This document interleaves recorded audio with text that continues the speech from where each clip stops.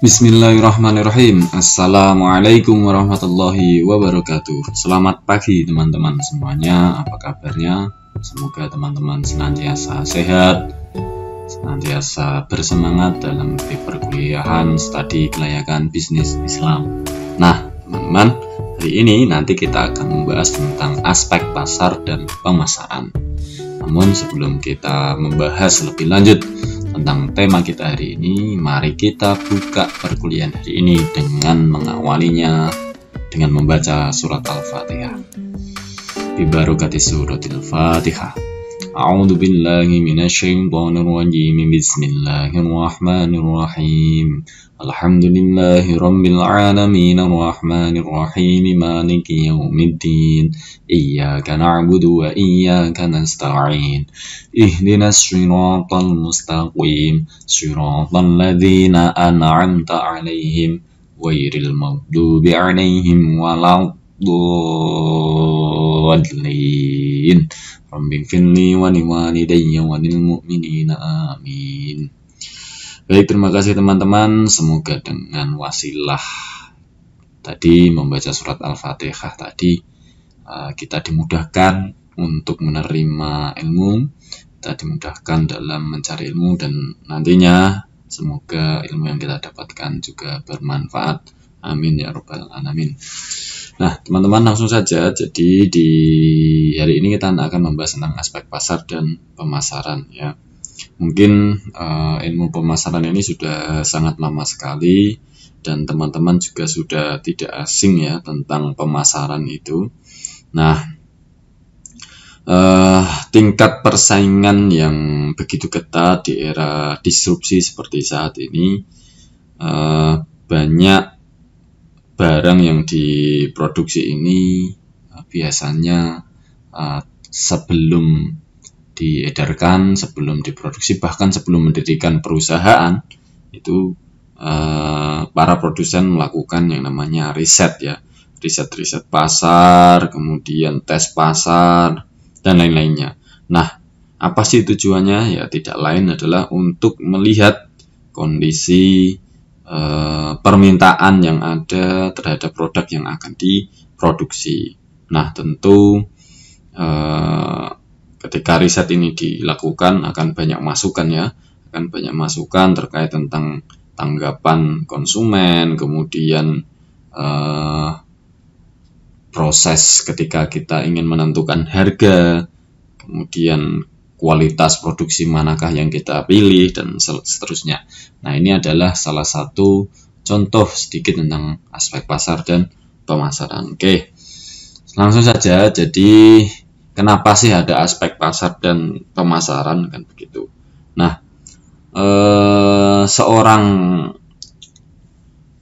pemasar ya, seorang pemasar atau seorang produsen ini harus tahu terlebih dahulu pasar yang akan dimasukinya ya.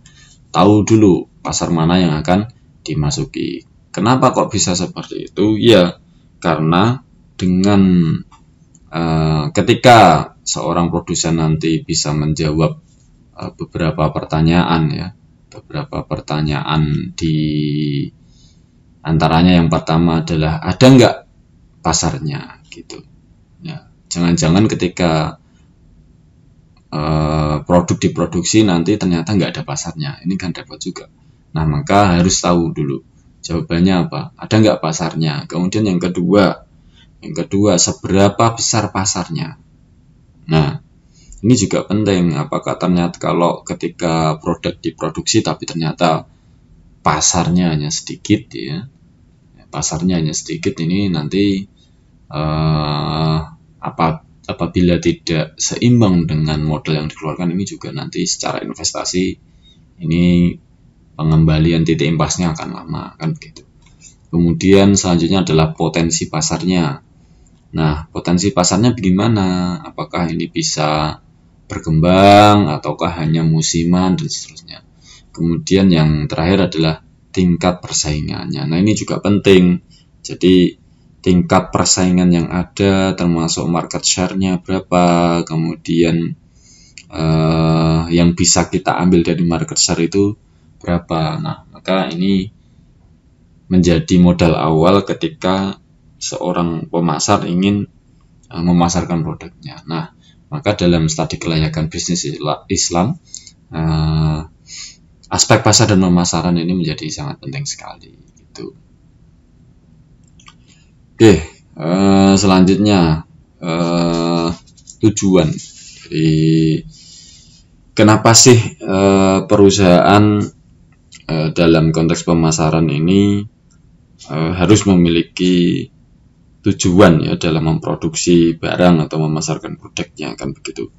Jadi tujuan perusahaan memproduksi atau memasarkan suatu produk ini selalu ya pasti berpatokan kepada apa yang ingin dicapai oleh perusahaan tersebut, entah itu bersifat jangka pendek atau bersifat jangka panjang.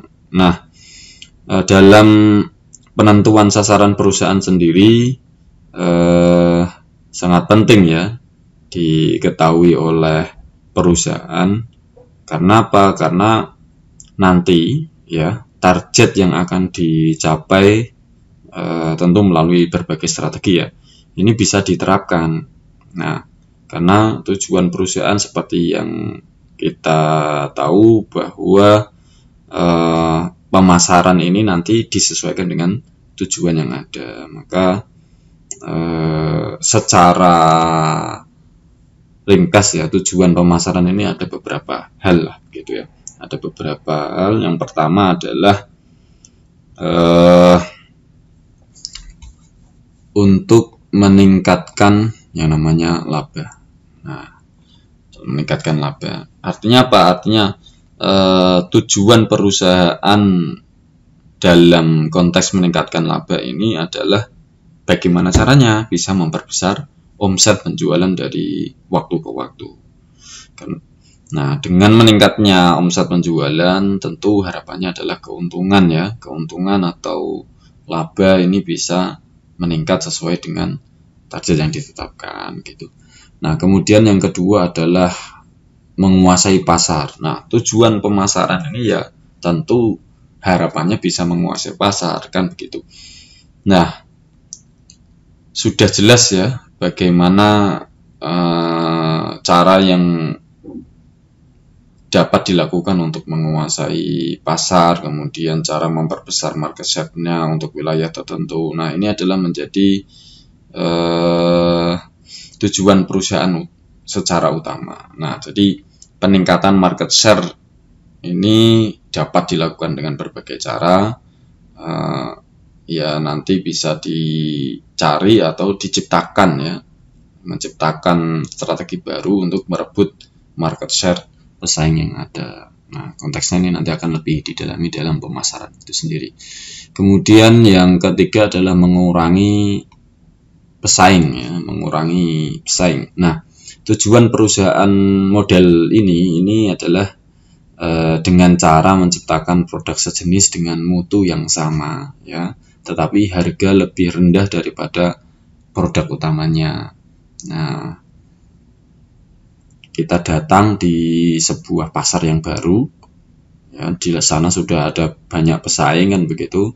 Nah, bagaimana cara menciptakan produk yang mutunya sama, jenisnya sama, tetapi harganya bisa lebih rendah. Nah, ini biasanya dilakukan oleh produsen-produsen dari Cina ya. Dia menciptakan produk baru, kemudian dia menjualnya dengan sangat murah. Misalnya kayak kalau dalam pasar mobil itu ada namanya Wuling ya. Wuling datang ke Indonesia luar biasa dengan perkembangan yang begitu cepat. Dia membuat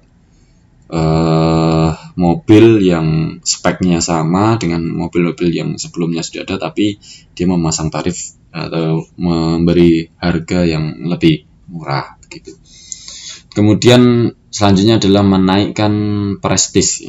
Nah, jadi untuk menaikkan prestis produk tertentu ini adalah menjadi tujuan salah satu perusahaan.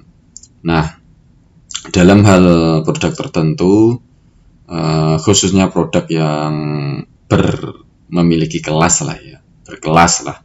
Nah, tujuan perusahaan memasarkan ini adalah untuk meningkatkan prestis produk di depan pelanggannya dengan cara promosi atau cara-cara yang lainnya ya, atau bisa jadi juga mutunya lebih tinggi daripada produk yang sudah ada di pasaran gitu. Kemudian yang terakhir adalah memenuhi keinginan atau pihak-pihak tertentu ya, stakeholder itu. Nah, tujuan ini biasanya lebih diarahkan untuk memenuhi pihak-pihak tertentu ya. Misalnya dengan biasanya produk yang diproduksi ini jumlahnya terbatas, misalnya mobil mewah itu kan dikeluarkan misalnya satu di dunia hanya ada 50 unit misalnya, ini kan menjadi produk yang kemudian menjadi sangat mewah, terbatas dan begitu, sehingga ini menjadi pemenuhan bagi konsumen-konsumen tertentu, atau bisa jadi juga request tertentu untuk pemerintah, untuk lembaga-lembaga tertentu, misalnya alat-alat perang dan lainnya. Nah, ya mungkin itu ya tujuan pemasaran ya. Oke. Selanjutnya adalah pasar dan pemasaran. Sebenarnya pasar itu apa sih? Kemudian pemasaran ini apa sih? Keduanya apakah berbeda atau sama saja? Jadi gini teman-teman ya, pasar dan pemasaran ini ya dua hal yang tidak bisa dipisahkan ya, satu sama lain. Ibarat koin adalah sisi satu adalah sisi pasar, dan sisi kedua adalah sisi pemasaran. Sama-sama memiliki tingkat ketergantungan yang tinggi dan saling mempengaruhi kan begitu. Nah, oke, kita bahas dulu yang pasar ya. Pasar itu apa sih? Pasar ini bisa diartikan adalah tempat bertemunya para penjual dan pembeli ya untuk melakukan sebuah transaksi. Maka dalam konteks ini pasar bisa dibedakan menjadi dua. Ada pasar nyata ya, ada juga pasar potensial. Nah, jadi pasar ini kalau dilihat yang lebih luas lagi, ini bisa dinyatakan bahwa pasar ini ada yang pasar yang nyata, juga ada pasar yang potensial, dan ini sama-sama terjadi titik temu antara penjual dan pembeli untuk melakukan transaksi sebenarnya. Oke, kita lihat dulu pasar nyata. Pasar nyata itu apa sih? Pasar nyata itu adalah sekelompok pembeli nyata ya, dan pembeli potensial atas suatu produk gitu ya. Itu pasar nyata. Nah, berarti ini bisa diartikan bahwa pasar itu merupakan kumpulan atau himpunan dari para pembeli, baik pembeli tentu pembelinya pembeli nyata ya, pembeli nyata yang memiliki minat, pendapatan dan akses pada suatu produk gitu. Nah, jadi dia memiliki minat sekaligus dia punya pendapatan dan akses untuk membeli produk itu. Nah, dalam pasar nyata ini kan biasanya konsumen ini melakukan transaksi ya. Ya, karena apa? Karena minat tidak sekedar minat, tidak sekedar keinginan, tapi didukung dengan pendapatan atau akses gitu. Nah, kalau hanya keinginan ya, kalau hanya keinginan saja, tapi dia tidak memiliki tidak didukung maksudnya oleh kemampuan atau akses untuk membeli ya, tapi memiliki peluang untuk membeli di masa yang akan datang. Nah, ini adalah namanya pasar potensial gitu ya bedanya ya. Kalau pasar nyata itu punya minat, punya keinginan, tapi juga didukung dengan pendapatan atau akses untuk mendapatkan itu. Kemudian kalau pasar potensial ini ya dia sudah punya minat, sudah memiliki minat, tapi belum memiliki kemampuan untuk membeli ya, tapi dia juga memiliki peluang sebenarnya di masa yang akan datang untuk bisa membeli itu. Nah, itu makanya adalah pasar potensial. Maka di Indonesia saat ini bisa dikatakan menjadi pasar yang potensial bagi produk-produk impor ya, karena di Indonesia sendiri saat ini banyak penduduk yang mengalami atau peningkatan pendapatan, peningkatan kesejahteraan gitu. Oke, selanjutnya di sisi pasar sendiri juga ada dipengaruhi oleh permintaan dan penawaran ya. Dipengaruhi permintaan dan penawaran.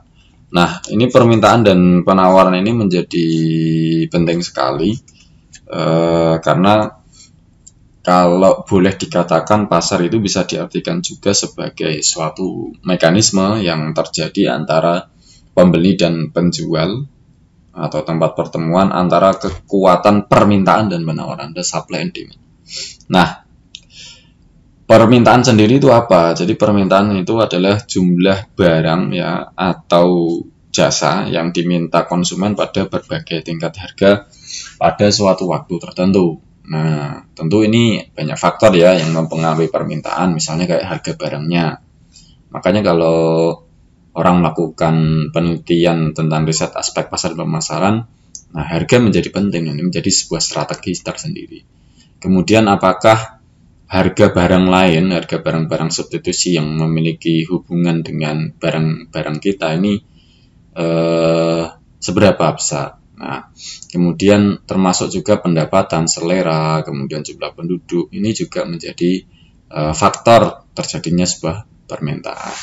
Nah, selanjutnya penawaran. Nah, penawaran itu apa? Penawaran itu adalah jumlah barang atau jasa yang ditawarkan produsen pada berbagai tingkat harga pada suatu waktu tertentu. Nah, ini biasanya dipengaruhi oleh banyak hal juga. Yang pertama, harga barang itu sendiri. Kemudian yang kedua, pastinya sama seperti tadi, harga barang lain yang memiliki hubungan dengan barang yang akan diproduksi, gitu ya. Kemudian teknologi itu juga bisa mempengaruhi ya. Kemudian harga atau harga produksi ya, ongkos produksi, termasuk juga tujuan perusahaan itu sendiri. Nah, ini sekelumit tentang pasar ya. Jadi pasar itu ada pasar nyata, pasar potensial.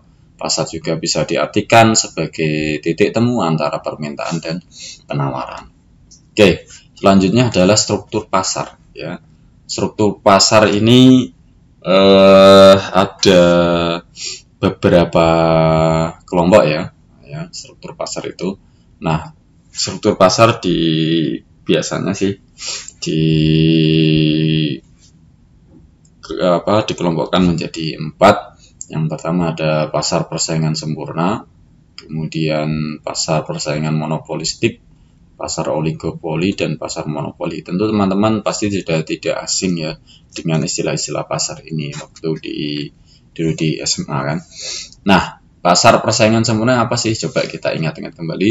Jadi pasar persaingan sempurna ini adalah suatu pasar di mana terdapat sejumlah besar penjual dan pembeli, sehingga tindakan penjual secara individu ini tidak mempengaruhi harga barang di pasar. Nah, jadi produk yang dihasilkan produsen ini biasanya relatif sama ya, atau homogen, sehingga suatu produsen ini merupakan pelengkap sempurna bagi hasil produksi produsen lainnya.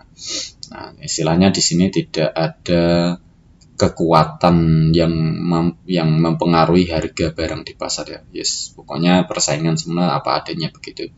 Nah, dalam pasar ini biasanya perusahaan bebas ya keluar masuk industri, artinya tidak ada hambatan atau apapun lah yang membatasi untuk masuk dan keluar gitu. Nah, kan setiap produsen ini biasanya menjadi seorang price taker, pengambil harga. Nah, keuntungannya sendiri diperoleh dalam jangka panjang ya umumnya. Dan ya normal saja keuntungannya ya, tidak terlalu besar, tidak terlalu rendah ya, karena ini pasar persaingan sempurna, tidak ada yang mempengaruhi harga barang di pasaran begitu.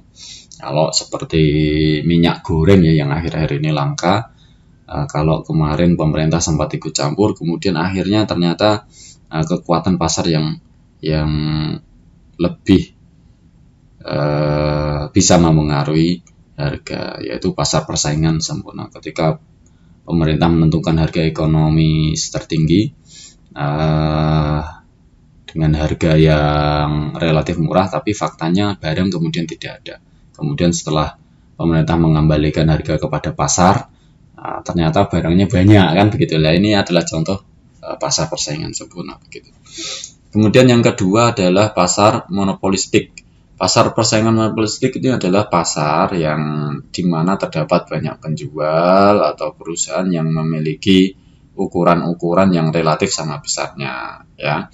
Nah, produk yang dihasilkan ini biasanya berbeda corak sehingga secara fisik ini mudah dibedakan antara produsen satu perusahaan dengan perusahaan yang lain. Jadi masuk ke dalam industri model dalam pasar persaingan monopolistik ini relatif mudah ya. Perusahaan ini mempunyai sedikit kekuatan dalam menentukan dan mempengaruhi tingkat harga, sehingga untuk memperoleh penjualan yang tinggi memerlukan promosi yang sangat besar gitu. Kemudian yang ketiga adalah pasar oligopoli. Nah, ini adalah sebuah struktur pasar yang hanya terdapat sedikit penjual di sini ya. Barang yang dihasilkan juga barang-barang standar ya. Misalnya semen, baja, ya. Dan barangnya mobil juga bisa masuk ya, mobil. Nah, hambatan untuk masuk industri ini sedikit sulit ya, karena modal yang diperlukan ini memang relatif besar, kemudian iklan juga menjadi sangat dominan untuk meningkatkan penjualannya. Nah, dalam pasar oligopoli ini kekuatan menentukan harga sangat tergantung keadaan ya. Ada kalanya kuat, ada kalanya lemah. Kalau perusahaan melakukan bersama dengan perusahaan lain, maka kekuasaan dalam menentukan harga ini relatif kuat. Seperti misalnya dilakukan oleh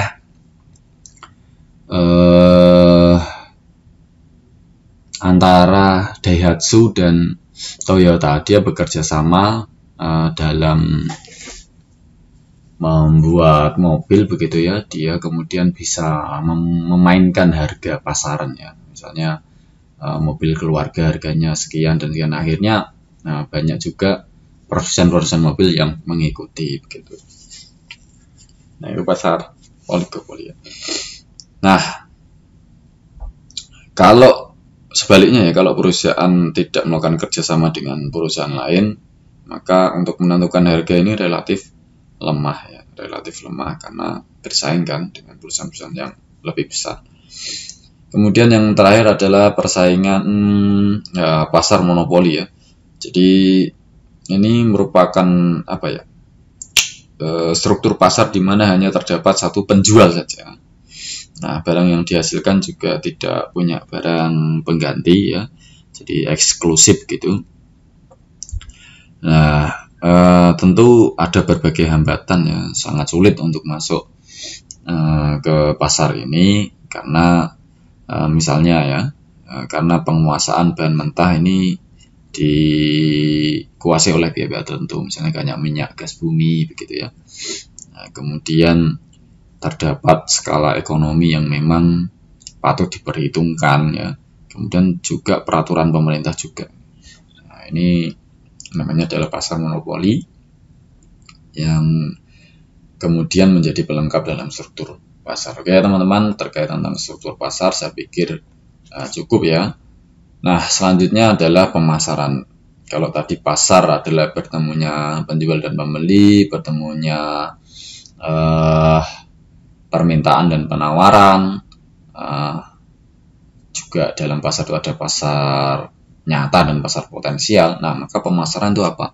Jadi pemasaran itu adalah kalau kata Philip Kotler ya, suatu proses sosial dan manajerial di mana individu dan kelompok ini memperoleh apa yang mereka butuhkan dan inginkan dengan cara menciptakan serta mempertukarkan produk dan nilai dengan pihak lain.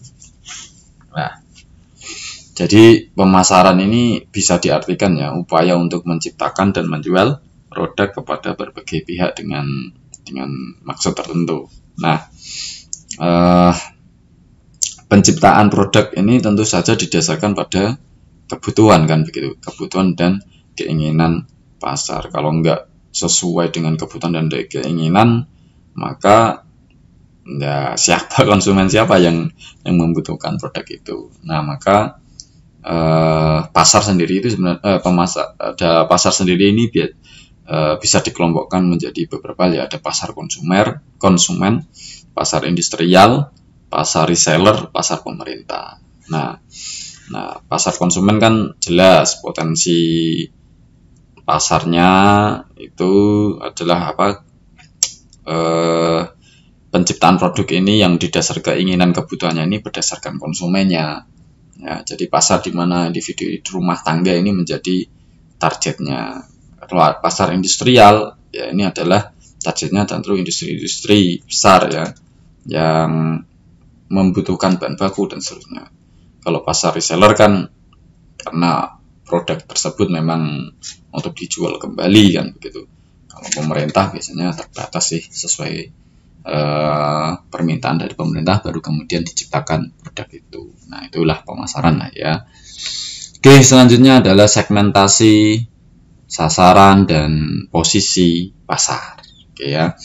Jadi agar bisnis ini bisa dijalankan dan dapat berhasil dengan baik, maka sebelumnya perlu melakukan strategi, teman-teman. Strategi yang pertama adalah segmentation atau segmentasi. Yang kedua adalah targeting atau menetapkan pasar sasaran, dan yang ketiga adalah positioning ya, atau menentukan posisi pasar. Oke, kita bahas satu-satu. Yang pertama adalah market segmentation ya, atau segmentasi pasar. Apa sih sebenarnya market segmentation itu atau segmentasi pasar itu? Nah, segmentasi pasar ini artinya adalah membagi pasar ya menjadi beberapa kelompok pembeli yang berbeda, yang mungkin memerlukan produk atau marketing mix yang berbeda pula. Nah, jadi nanti ada variabel ya dalam segmentasi ini yang bisa digunakan untuk memecah atau mengelompokkan pasar konsumen. Misalnya yang pertama ya, segmentasi berdasarkan geografis. Nah, segmentasi berdasarkan geografis ini bisa jadi mungkin berdasarkan provinsi, wilayahnya kan gitu ya, kabupaten, kecamatan, atau bisa juga berdasarkan negara yang ingin dituju atau iklim misalnya dan seterusnya. Ini adalah contoh segmentasi berdasarkan geografis. Ada juga yang berdasarkan demografis. Nah, demografis ini, kalau bahasa demografi ini kan biasanya berkaitan tentang umur ya, jenis kelamin dan lain-lainnya. Nah, maksudnya apa? Mengelompokkan pasar ini berdasarkan demografinya. Misalnya kalau produk ini dibuat untuk perempuan, produk ini dibuat khusus untuk laki-laki. Ini adalah contoh market segmentation di demografi. Contohnya apa? Misalnya sekarang kan sudah ada kosmetik cuci muka misalnya itu ya. Apa sih namanya itu? Ya kosmetik lah ya, kosmetik. Sekarang ada sabun cuci muka atau facial foam, bahasanya facial foam ya, untuk perempuan, tapi juga ada yang khusus untuk laki-laki ya, for women dan for men kan begitu. Nah, ini adalah secara demografis dia membedakan produk berdasarkan jenis kelamin. Ada juga berdasarkan misalnya agama kan gitu kan. Produk ada yang halal, ada yang ini kan begitu. Nah, meskipun sama-sama halal, misalnya pasta gigi ya. Pasta gigi ini ada pasta gigi yang notabene memang khusus untuk muslim ya. Dia segmentasinya untuk muslim, misalnya kayak sikat gigi, siwak gitulah ya. Ini kan secara kampanye ini kan targetnya adalah untuk menarget ini ya, pengelompokan agama kan begitu. Nah, itu contoh di demografis. Ada juga market segmentasi di psikografis ya. Kalau psikografis ini berdasarkan kelas sosial, gaya hidup, karakteristik kepribadian. Misalnya mobil diciptakan untuk orang yang muda, milenial, dia aktivitasnya banyak di dalam kota, misalnya gaya hidupnya kayak gitu. Misalnya ada mobil Honda Brio, mobil Egea, mobil-mobil yang memang city car di dalam kota. Nah, ini biasanya dikelompokkan LCGC misalnya gitu kan, mobil yang ramah lingkungan di kota, hemat kan gitu. Ada juga mobil yang memang secara kelas dia lebih tinggi, misalnya mobil-mobil SUV ya, misalnya kayak Pajero Sport, Pajero, kemudian Alfa dan seterusnya. Nah, ini yang faktor psikografis lah. Oke. Kemudian ada juga market segmentasi ini berdasarkan perilaku ya. Jadi pengetahuan seseorang, sikap seseorang, kegunaannya, kemudian daya tanggap suatu produk. Gini, kan ada ya produsen membuat produk yang kira-kira sama lah ya, kira-kira sama tapi harganya beda. Ya karena apa? Karena ini memang sebenarnya ada tanggapan terhadap suatu produk ini berbeda-beda pula ya. Misalnya sama-sama menggunakan sepatu ya, sepatunya jenisnya sama, kulitnya sama, tapi beda mereknya. Nah, ini akan mempengaruhi sikap seseorang ya dalam menentukan produk itu. Nah, ini adalah contoh market segmentation di perilaku gitu. Sebenarnya banyak sekali variabelnya. Misalnya kalau dalam industri ini ada segmentasi berdasarkan demografis. Kalau industri kan ada jenis industrinya, besar perusahaannya, lokal si perusahaan dan seterusnya. Ini banyak sekali yang bisa didalami, tapi ini nanti sebenarnya di mata kuliah khusus di pemasaran ya, akan didalami penuh di sini.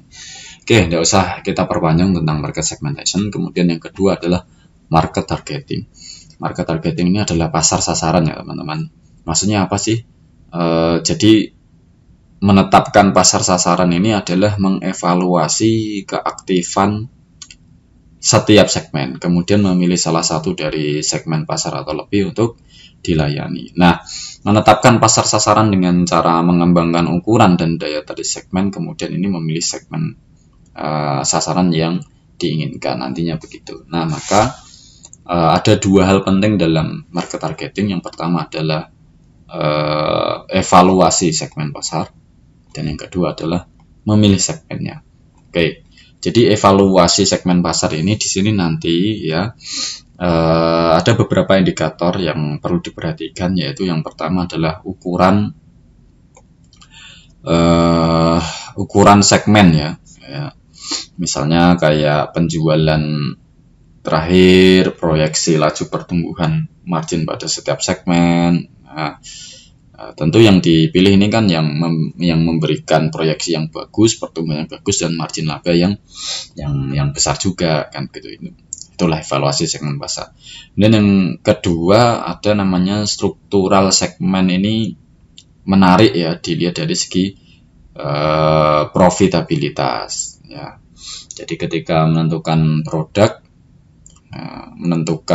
menetapkan pasar sasaran ini harus tahu ya, jadi apakah produk nanti ini bisa menyaingi produk sebelumnya atau tidak. Kemudian yang ketiga, sasaran dan sumber daya perusahaan. Jadi ya perusahaan ketika ingin menciptakan produk ya harus memperhatikan ya bahan baku yang dimiliki, kekuatan yang dimiliki, ketersediaan sumber dayanya, kesediaan energi yang dibutuhkan kan gitu. Nah, ini namanya evaluasi segmen, menetapkan pasar sasaran. Kemudian setelah mengevaluasi segmennya, baru memilih segmen. Nah, memilih segmen ini diartikan menentukan satu atau lebih segmen yang kira-kira memiliki nilai tinggi bagi perusahaan. Nah, misalnya menentukan segmen mana ya, dan berapa banyak yang bisa dilayani. Misalnya ada segmen pemasaran serba sama. Jadi melayani semua pasar dan tawaran pasar dalam arti tidak ada perbedaan. Jadi produk yang dibuat ya sama untuk memenuhi konsumen ya untuk semua orang kan begitu. Misalnya kayak produksi misalnya biasanya yang kayak makanan gitu ya, kuliner itu kan biasanya kan semua orang membutuhkan kan, kadang juga produknya sama tapi ini memiliki segmen sendiri gitu. Kemudian ada juga selain pemasaran serba sama, pemasaran serba aneka ya. Jadi memiliki desain yang berbeda ya, memiliki menawarkan untuk semua pendapatan dan kepribadian. Jadi setiap orang dipenuhi secara pendapatan mereka. Misalnya orang yang memiliki pendapatan menengah ke atas sedikit lah, misalnya menengah ke atas, maka akan diciptakan sebuah produk yang memang sesuai pendapatannya. Kemudian misalnya dia baru keluarga kecil kan, baru punya anak 2 misalnya. Nah, ini ada produk mobil yang diciptakan, misalnya Toyota menciptakan kayak Agya, Ayla, Calya kan gitu. Kemudian bagi sekelompok pelanggan yang memiliki pendapatan yang lebih, maka dia dari Toyota itu menciptakan produk yang lebih tinggi, misalnya kayak Avanza, Veloz gitu dan yang lebih lagi ya, kelas yang lebih tinggi lagi, misalnya Alfa dan seterusnya kan gitu. Fortuner. Nah, itu salah satu contoh pemasaran serba aneka gitu ya. Oke ya, market targeting seperti itu. Selanjutnya adalah market positioning. Nah, market positioning ini apa, teman-teman? Market positioning ini adalah bisa dikatakan menentukan posisi pasar ya. Maksudnya gimana? Menentukan posisi yang kompetitif untuk produk atau suatu pasar ya. Nah, biasanya kegiatan ini dilakukan setelah menentukan segmen tadi, teman-teman. Kemudian menentukan posisi mana yang ingin ditempati dalam segmen tersebut. Nah, posisi produk itu bisa diartikan bagaimana sih produk itu bisa didefinisikan oleh konsumen kan begitu. Misalnya kayak di gambar ini ya, mobil Pajero ya. Nah, mobil Mitsubishi Pajero Sport. Nah, ini kan mungkin dalam dibangun untuk mengkomunikasikan keunggulan ini ya, produk itu ya. Jadi mobil Pajero nanti akan berbeda dengan mobil MPV, misalnya kayak Honda Mobilio atau Avanza kan begitu. Itu secara positioning ini sudah beda ya. Kalau mobil Pajero mungkin mobil-mobil untuk kelas yang lebih tinggi, kalau mobil-mobil Honda Mobilio mungkin ini mobil keluarga misalnya kayak gitu. Termasuk juga Alphard ini bisa dikategorikan menjadi mobil keluarga tapi tingkatnya lebih mewah misalnya gitu. Nah, ini contoh lah ya, contoh menentukan posisi pasar, produk mana yang ingin dibuat. Apakah dia fokus di mobil-mobil mewah atau mobil-mobil keluarga gitu. Masing-masing memiliki kelebihan dan memiliki peluang yang berbeda pula gitu. Oke, selanjutnya adalah syariah marketing mix atau marketing mix syariah. Nah, ini salah satu aspek pasar pemasaran yang melibatkan unsur syariah ya. Oke, kita coba lihat. Yang pertama, dalam marketing mix syariah ini, satu yang perlu digarisbawahi adalah tentang pedoman pada syariah Islam. Nah, pedoman pada syariah Islam ini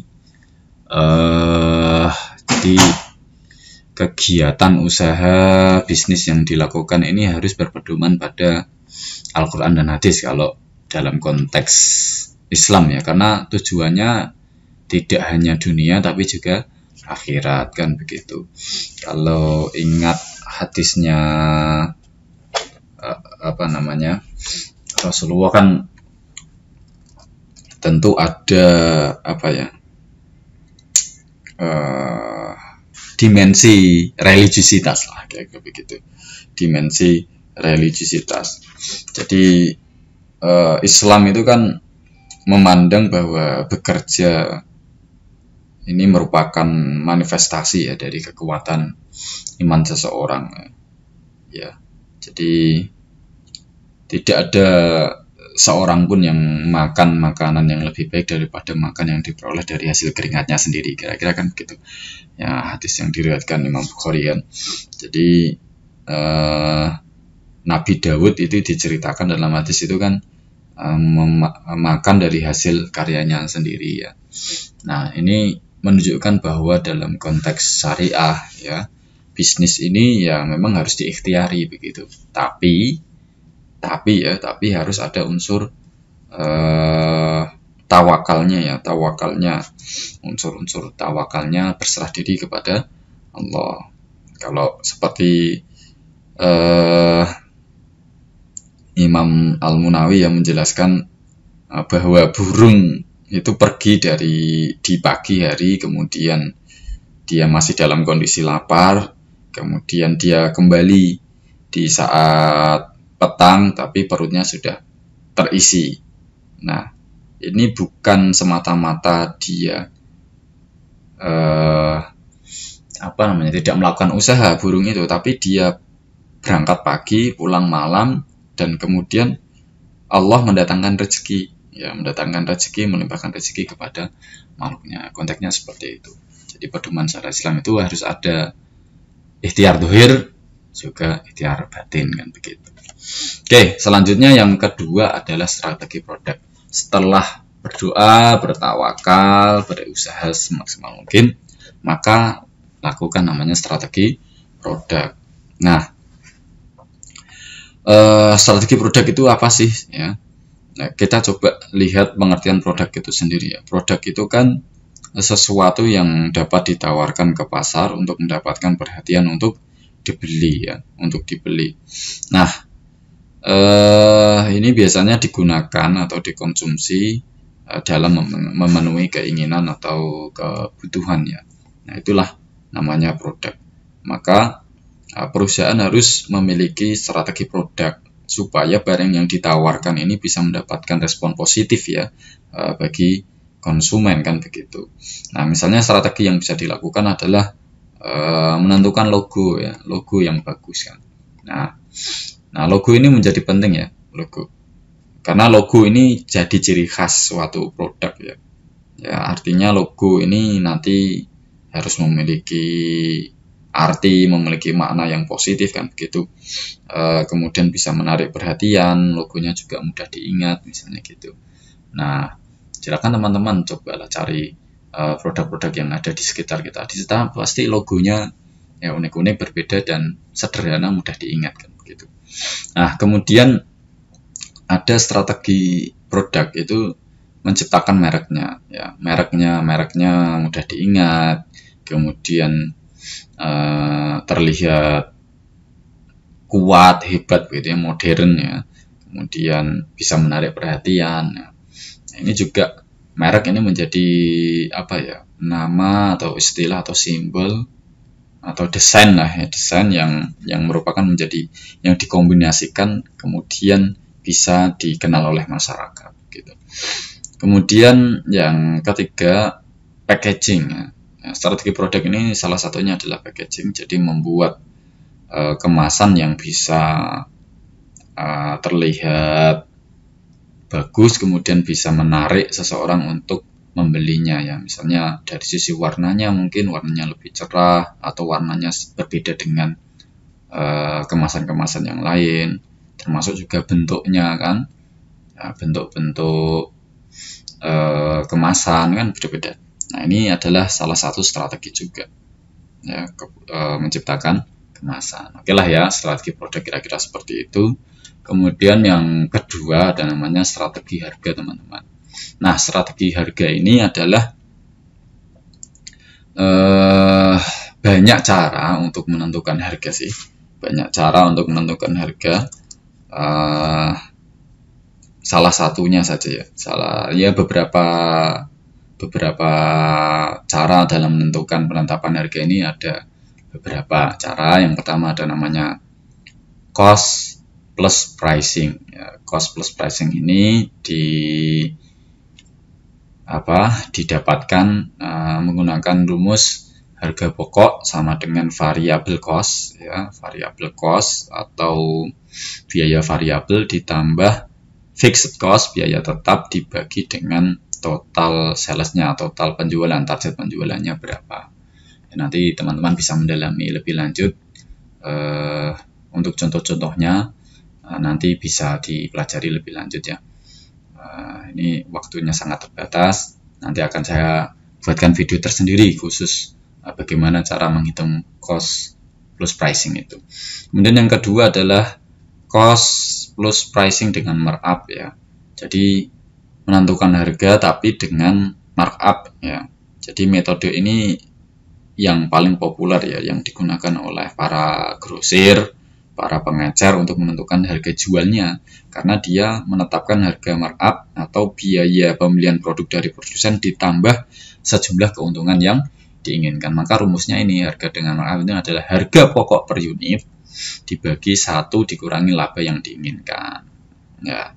Contoh soalnya nanti akan dibuatkan video tersendiri atau teman-teman bisa mencari terlebih dahulu. Kemudian yang ketiga ada metode break even pricing ya.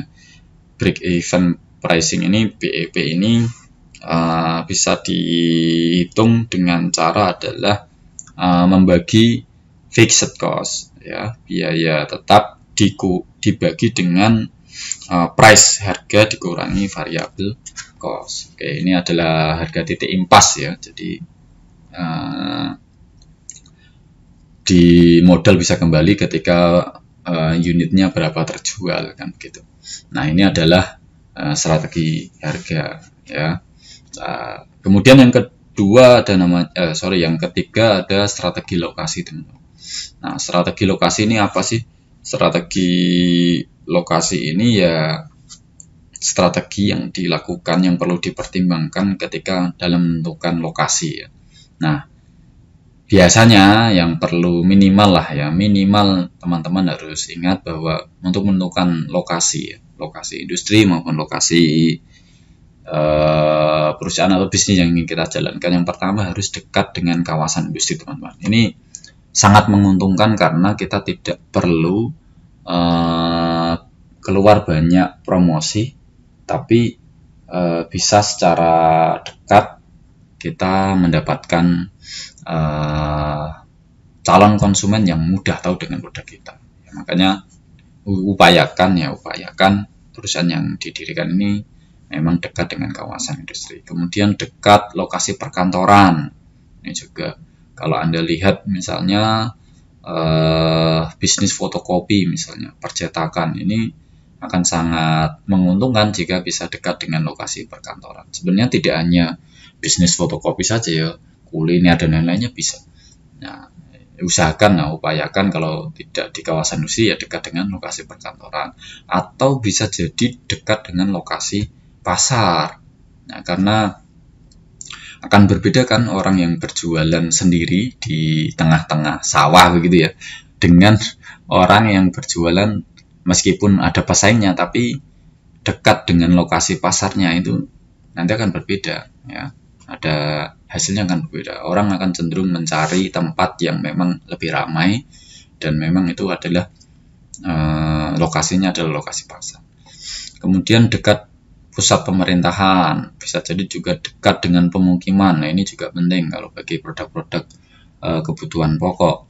Kemudian lihat jumlah pesaingnya, apakah dalam lokasi tersebut ini pesaing dipertimbangkan ya. Kalau pesaingnya terlalu banyak juga repot juga. Kemudian sarana prasarana, apakah jalannya, listriknya itu mendukung apa enggak, itu strategi lokasi ya. Kemudian strategi distribusi. Nah, strategi distribusi ini sederhana saja ya. Jadi ada produsen ini menjual langsung ke konsumen, itu ada, ya kan. Ada juga menggunakan strategi produsen, kemudian dia jual kepada pengecer baru ke konsumen. Ini juga sama-sama bisa membantu dalam target penjualannya. Kemudian ada produsen, kemudian mereka jual kepada grosir kepada pengecer, kemudian baru ke konsumen. Nah, ini juga strategi yang akan sebenarnya lebih cepat ya, lebih cepat dibandingkan dengan produsen yang langsung ke konsumen, karena produsen ini nanti akan dibantu oleh grosir dibantu oleh pengecer ke konsumen, maka lebih cepat penjualannya. Kemudian ada juga produsen yang harus melalui agen dulu, ya, dia membuat saluran distribusi ke agen, ke grosir, pengecer, baru ke konsumen. Nah, ini hanya model-model saja sih, strategi yang mana yang kira-kira tepat sesuai produknya juga, produknya yang dibuat. Nah, selanjutnya adalah strategi promosi, teman-teman. Jadi strategi promosi ini juga menjadi bagian dari marketing mix yang penting juga ya, karena strategi promosi ini kegiatan yang memang sangat berkaitan dengan produk yang sudah kita buat, harga yang sudah ditetapkan, dan lokasi yang kita dipilih. Maka harus didukung dengan promosi juga, misalnya dengan cara advertising, periklanan, kemudian dengan sales promotion, promosi penjualan, kalau beli ini dapat diskon ini, kalau beli ini dapat ini, misalnya gitu. Kemudian publicity atau publisitas, kemudian personal selling, penjualan pribadi gitu. Ya, strateginya banyak lah di era digital seperti ini ya. Kemudian yang terakhir yang ingin saya sampaikan teman-teman, jadi dalam bisnis ini juga perlu meramalkan pasar ya. Nanti saya akan mencontohkan salah satu cara dalam meramal pasar ya. Meramal pasar. Jadi peramalan ini tidak hanya berkaitan dengan meramal cuaca ya, tapi juga pasar juga. Dalam meramal pasar ini dikenal istilah dengan forecasting ya, forecasting itu. Nah, jadi apa sih meramal ini? Maksudnya meramal ini sebenarnya pengetahuan ya, pengetahuan untuk memperkirakan apa yang akan terjadi di masa yang akan datang, melihat kondisi yang ada saat ini. Nah, salah satu peramalan yang dilakukan dalam aspek pasar dan pemasaran ini adalah metode untuk mencari memperkirakan, meramal permintaan barang setelah menjual barang di bulan-bulan awal gitu. Nah, ini contohnya adalah seperti ini. Ada cara dengan menggunakan metode regresi linear ya, regresi linear. Nah, misalnya pada bulan Januari ini penjualannya adalah 3.197 unit. Kemudian di bulan Februari ternyata bisa menjual 3.348 unit dan seterusnya, naik seterusnya begitu ya. Ya kadang naik, kadang turun ya. Ternyata di bulan September naik signifikan 3.851, di bulan Desember ini hanya 3.460. Maka kita bisa meramalkan sebenarnya nanti kira-kira di bulan Januari berikutnya, di tahun berikutnya ini berapa. Misalnya ini di tahun 2022 ini data penjualan madu Barokatul Quran ya, oleh PT Suka Maju Group. Nah, oke, coba kita hitung ya bagaimana cara meramalkannya penjualan di bulan Januari tahun 2023. Oke. Langkah pertama kita harus menghitung dulu ya. Kita harus menghitung dulu dari bulan per bulan ya. Ya, misalnya di periode bulan pertama sampai bulan ke-12 ini kita tahu penjualan per unitnya ini ya kan. Ya, penjualan unitnya ini, kemudian penjualan unitnya ini dikali dengan bulannya ya, dikali bulannya. Kalau bulan pertama ini adalah penjualan unitnya 3.197, nanti dikali 1, maka hasilnya 3.197. Kemudian sama di penjualan bulan Februari ini dikali dengan 2 karena bulan kedua jumlahnya adalah ini, dan seterusnya begitu ya. Seterusnya begitu, nanti di jumlah ya sigma berapa, nanti totalnya adalah ini, total penjualan dikali dengan waktu. Kalau ini adalah total penjualan unit dalam 1 tahun begitu, dalam 1 tahun ya. Nah, setelah tahu hasilnya ini, nanti kemudian adalah menghitung betanya dulu ya. Jadi di dalam menentukan seberapa besar penjualan yang akan diperoleh nanti, ini adalah kita lihat dengan cara menghitung betanya dulu. Ini tadi kan, oh ya, T-nya saya lupa. Di sini juga sebelum menghitung betanya berapa, alfanya berapa, maka dilihat T kuadratnya juga ya. Jadi T itu adalah periode waktu, kemudian dipangkat 2. 1 pangkat 2, 1, 2 pangkat 2, 4, 3 pangkat 2, 9 ya, 4 pangkat 2, 16, dan seterusnya, sehingga total waktu T kuadrat adalah 650 gitu. Oke, sekarang kita coba hitung dulu ya. Dari data-data yang kita peroleh tadi, kita hitung betanya ada berapa.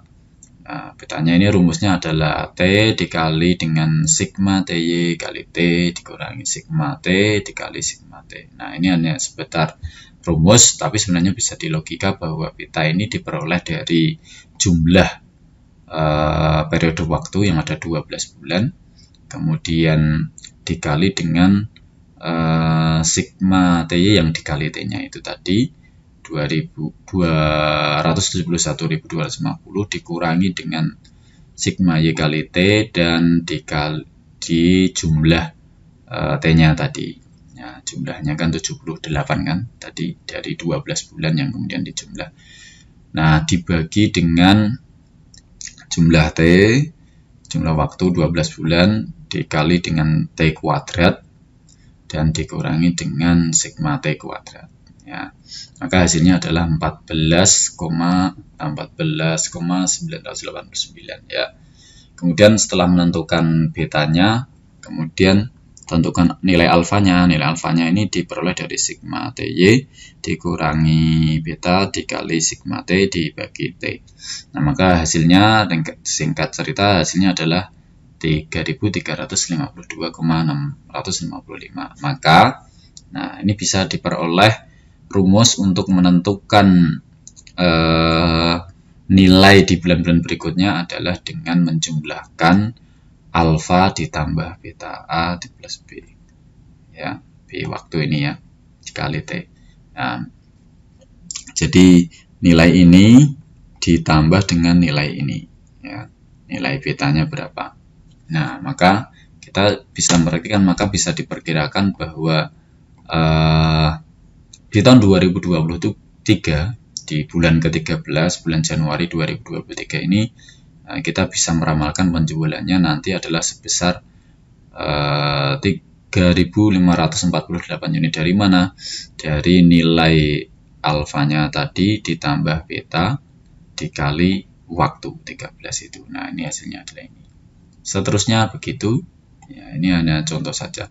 Nah, sebenarnya hal-hal teknis seperti ini bisa dihitung dengan aplikasi teman-teman, software alat bantu, misalnya kayak menggunakan SPSS, menggunakan Envious dan lain sebagainya. Nanti teman-teman akan mengetahui di metode penelitian ya, kalau tidak salah ya. Di metode penelitian nanti ada, atau di aplikasi komputer ya, ini di mata kuliah itu nanti dikasih tahu cara bagaimana mengolah data dan lain sebagainya. Nah, ini sekilas saja contoh meramalkan penjualan, meramalkan permintaan di masa-masa yang akan datang. Jadi begitu ya teman-teman ya. Cukup, nanti apa yang kalau ada pertanyaan silahkan tulis di kolom komentar, saya akan bisa menjawab.